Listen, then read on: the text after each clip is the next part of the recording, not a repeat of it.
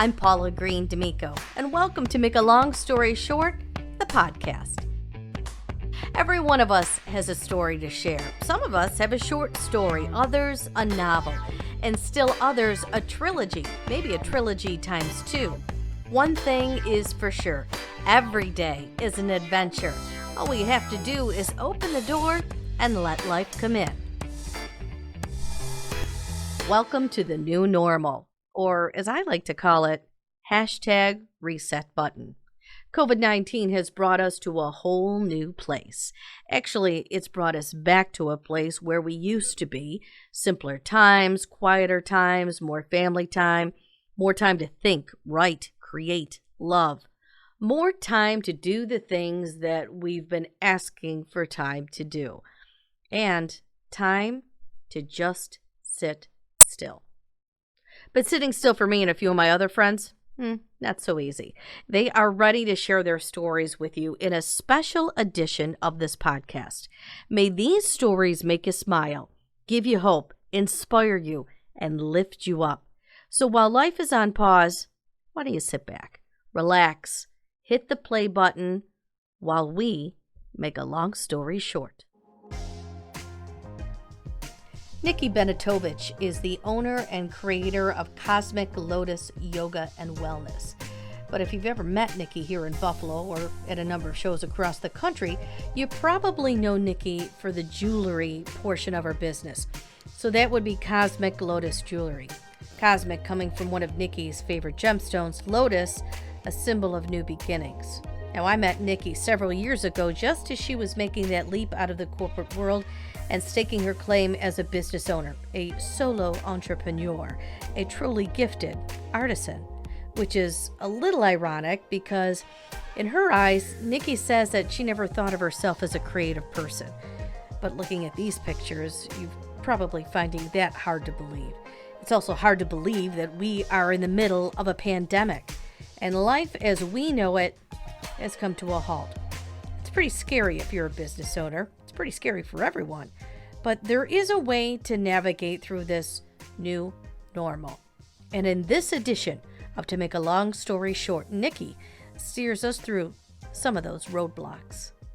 I have been flying solo with this business from the very beginning. And Paula, actually, you're one of the first people that I met when I first started. I started my business in 2014, and I was teaching yoga, and I had just started making jewelry for Coming Home Buffalo, and that's where I met you when you were teaching plant classes there. And I've told you this story many times as well, but when I first met you, I said, oh my gosh, this woman really has it all figured out. You were such a bright light, and it seemed like you really had it all together. And you did. You had your balance, you worked, and you had a side job, and you had a beautiful family and all these things. And it was quite an inspiration for me.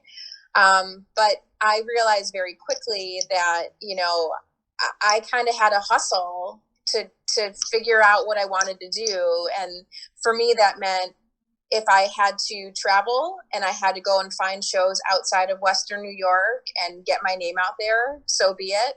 I think for the first couple of years that I was in business, any show that would take me, I was a part of. And it didn't matter how far it was. I would get in the car and I would go. And that still kind of, rang true up until March of this year that, we'll travel and just get on the road and put myself out there. I think there's a misconception that being self-employed, you don't really do a lot. But I think that that's not the case at all. I think I put more hours in being self-employed than I ever did working for someone else. I totally agree. Being self-employed, it's like working from home. Well, it is working from home. It is certainly not, easy peasy lemon squeezy. Oh, you get to work at home? Wow, great. How good for you. Just makes your day that much longer because Right. You're working from the time your eyeballs open in the morning until the time that you close your eyes to go to sleep at night. There's some key things that people need to remember too when they're working at home. It's just like, and I've had to make that a little bit of that transition myself. I do whatever I do in the morning, coffee, blah, blah, blah, right? And then at a certain point, I take a shower, and which is good, great. And I take take my shower. I get dressed as if I'm going to work, put on my makeup, do my hair, do the whole 9 yards. The only difference is instead of getting in the car and driving downtown, I just walk across from the bathroom to the back room, and I sit down and I start my work, which is excellent because it's a less a quicker commute. So, but having that regimen for yourself is really important because I think you can, when you do that, you kind of set the wheels in motion for having that having a level of organization, whether it's in your mindset or what you're doing. Wouldn't you agree? I totally agree. I know for me, structure is still really important. Obviously, things are significantly different now than they were a couple of months ago. But I mean, I still like to keep some type of routine. For me, that means I get up really early every day. I'm up by 6, even though I wish that I could sleep in a little bit later. I'm up by 6, take a shower. I do an hour of yoga every day. That's a non-negotiable. It's just as much for my physical health as it is for my mental health right now, because everyone's life is so different. I just have to make sure that I'm staying on some type of routine. So structure is definitely really important. When, a few months ago, my life was a little bit different. My schedule was different. Yeah, I tried to get up and take a shower and do yoga every day, but it didn't always work out. I mean, there were times that I would be on the road and I would be in the car for 2 full days just to get to my destination, and your schedule kind of goes out the window. I think that was what was really enjoyable for me was, I'm a bit of a, I don't want to call myself like a world traveler or anything like that, but I like the idea of waking up and being in a different place. And I know that that's been a struggle for a lot of people who do what we do, as far as like going and joining in different events and being in different states or different parts of the country. We are all missing out on that right now. We're trying to figure out what our new normal is going to look like. And I don't know, none of us really know what that's going to look like just yet. You're right. We're actually in the new normal, right? So when things like for example, when New York State unpauses, it'll be the new normal, right? And so, which is another change. I think the problem is that like I do believe that change is good. I'm not saying that our situation right now is good. I'm just saying that I think that change is good. Change encourages people to get up and do something different. We don't make changes when everything is sunshine and roses. We make changes when we're uncomfortable. And, I think that that's important to remember. I think a pause for all of us can be really beneficial. Kind of go back to your roots and figure out what's working for you and what's not, and making appropriate changes. But I don't necessarily know if this time of our lives is the time to make big, huge, sweeping changes either. I think we just have to learn, how things are going to look and how we want our lives to look and what we can do to make improvements kind of going forward. Everything is going to look a lot differently, especially for small business owners and for people who make a living by being around large groups of people. We don't know what phase we are going to be in. Good, bad, indifferent. It's up to that person to kind of make the best of this time for themselves. Mm-hmm. But regardless, it certainly is. It's a difficult time. It's not easy. It is when your entire livelihood has just been unplugged for the moment. So looking ahead, what are you hoping for, Nikki? I know you're hoping that, we all, to a lot of degrees, we all hope that it goes back to the way it was, but it's not going to. So what are your thoughts of what are you hoping is going to, when the doors finally like bust open and we can kind of go back to a semi-normal life, what are you thinking? Well, I guess the first and foremost, I don't necessarily want things to go back to the way that they were.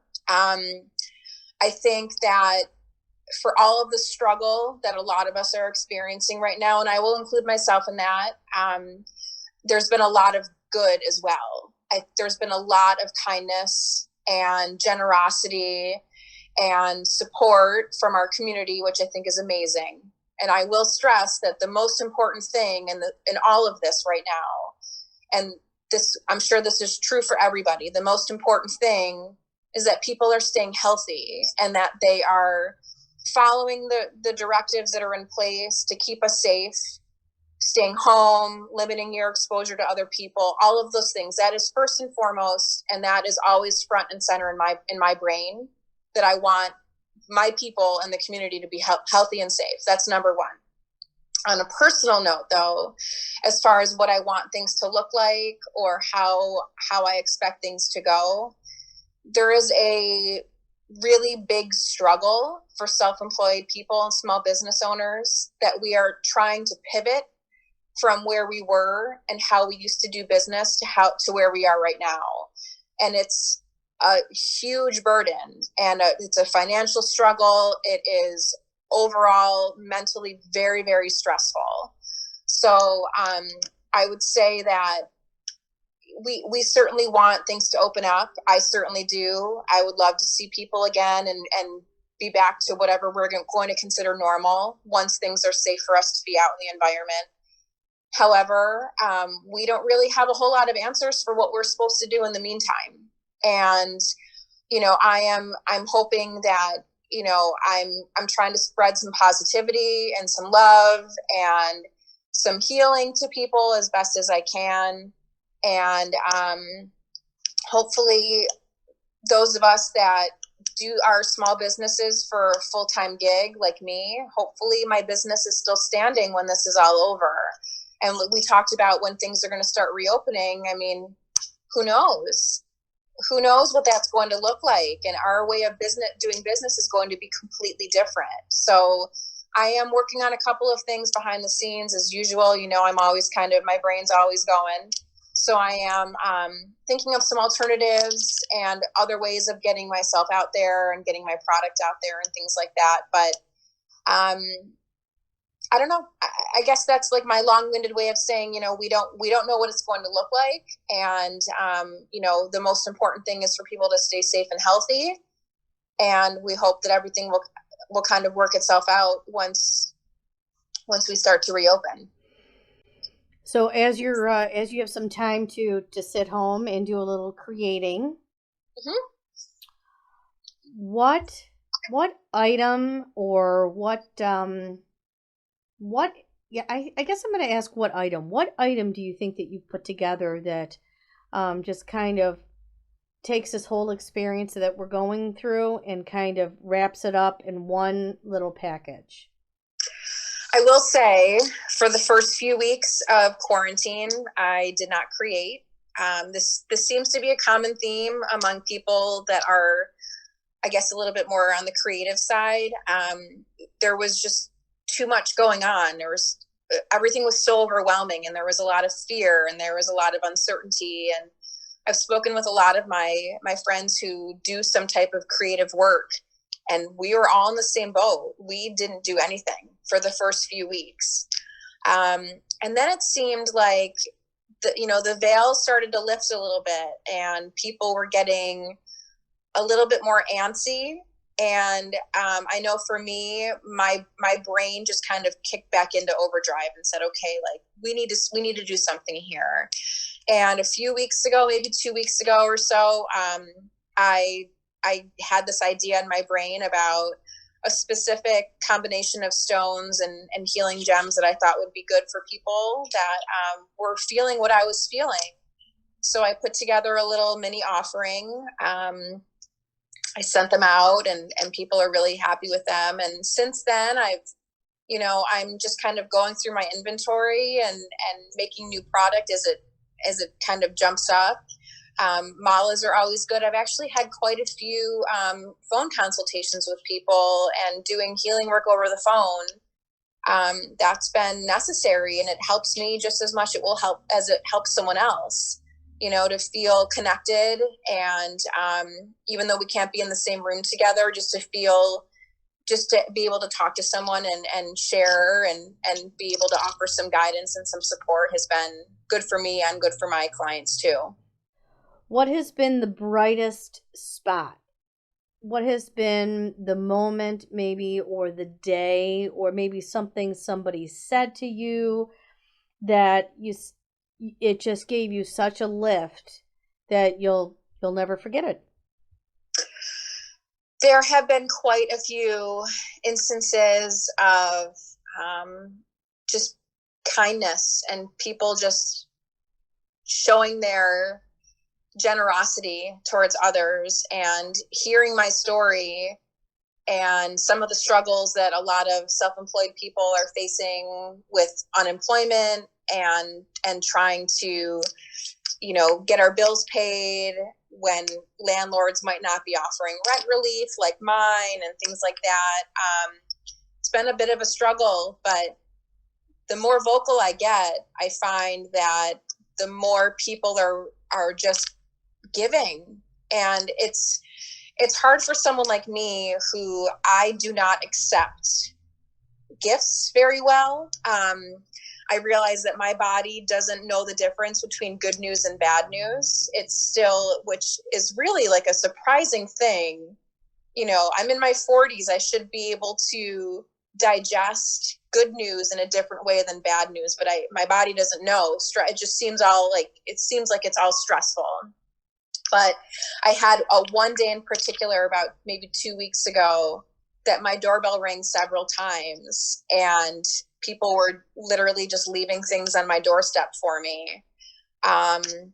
It was hard. It made me cry for days. It was hard to accept that I was in that type of position, being going from being super self-sufficient to not really knowing what's going to happen next. But that is definitely something that I will never forget. And I have heard many, many stories like this, that people who don't have a lot to give are still giving. And I'm trying to do the same now. I'm trying to support local, and, I've been buying my produce from local farms as opposed to going to the grocery store, and just trying to do things to support local, shopping small, things like that. And I'm sure, Paula, you've heard some stories too, like as much as things are stressful and uncertain, there's a lot of good that's coming out of it too. I hope that you've been hearing some of those stories as opposed to just the stories of the struggle. The number of stories that I've heard and people share and that I see bring me to tears on a regular basis, because it is like the return to humanity. Yep. It's around Christmas time, right at like Christmas Eve, Christmas Day. There's this air, there's this energy, people are friendlier, they're nicer, they're willing to help, they'll give you a nod, we are not as physically connected as we are at Christmas time right now, but you have that same feeling, and it's been going on for all these weeks, which is, yep, that in itself is a testament to show, we are pulling together, we are Buffalo strong, and it's not just for ourselves, it's for our neighbors. We're keeping an eye out. We're making sure that we remember people that we need to remember, give them calls, shoot them emails. I've heard from all sorts of people. Conversations have been outstanding and amazing and incredible. So it really is an amazing, as much as it is a terrible time, it is also an amazing time. We're dealing with this, deadly outbreak, yet people are coming together and supporting each other and helping lift us up and carry us through. It's a very tough time, financially, spiritually, emotionally, mentally, for all of us. I would say keep plugging away. I think my new full-time job over the past 9 weeks has been calling the Department of Labor, contacting news channels, reaching out to reporters, my state senator's office, the federal senator's offices. I mean, this is a common theme amongst people that I've spoken to. My small business friends are all in the same boat. We are all constantly making phone calls, and that's our new full-time job. But I think what's important is that, we all started a business for a reason. and we don't want to forget why we started those businesses. And like I said earlier, I am not a financially motivated person. Yes, I want to be able to support myself and pay my bills, but that's not what drives me. And that's not what motivates me to continue working hard to try to keep my business going. What motivates me is trying to help people and be there and connecting with people. It's harder now, of course. You can't be in the same room. You can't give someone a hug. But I think that we all just need to remember why we started our businesses. And we just need to hope and do the work now so that they're still standing whenever this passes. You know, I wouldn't give up what I do for anything. I'm doing the best that I can to keep it afloat. I would urge other people, it's hard to focus on changing how you do business when things are so uncertain and there's so many other things weighing on you. But we all have to now get creative all over again. And we have to do what we can so that our businesses can survive. You know, I just stay strong and keep making phone calls and keep being heard and, be vocal and be kind to other people. You know, we hear that all the time that, be kind to others. You don't know what they're going through. Well, we're all kind of going through something very similar. We are all in the same boat. You know, the storm is the same. We're all kind of trying to get through it. So just keep moving. And that doesn't just mean, with business or, whatever it is that you're working on at home. Move every day. Like I said earlier, I do yoga for an hour every day. It's just as much for my mental health as it is for my physical health. Because if I don't do it, I notice a big change in my mood. And we don't need anything else that's going to bring us down right now. We need things that are going to uplift us. So movement, get outside, get your hands on the ground, go for a walk, go find new hot spots that you haven't been to or parks that you want to walk around safely, and even though we can't physically connect with people, we can still have conversations. We can still have a phone call. You can still meet up with someone in a parking lot and have a conversation from 10 feet away. Just, don't lose out on the connection. Even though we're not physically connected, we still need to figure out how to be socially connected. So on that note of connecting, how can people connect with you? You can find me on Instagram and Facebook under Cosmic Lotus Jewelry. You can go to my website, cosmiclotusjewelry.com. Everything is 25% off while we are all stuck at home. The sale will be on for the foreseeable future until our little quarantine is lifted. You can always find me on Facebook under my personal page, Nikki Benatovich. Just however you need to find me. You can email me, cosmiclotusjewelry@gmail.com. You'll find me. I'm around. I have several of her creations at home. They are inspiring and they are powerful. And if you are looking for hope and healing, this young lady certainly offers you something to carry with you always and inspire you. I'm Paula D'Amico, and you've been listening to Make a Long Story Short, the podcast. You can follow all of my life stories on Facebook, Instagram, and Twitter, and on pauladamico.com and blessingsbynature.com. You can even find me on YouTube. Join me next month as we make a long story short.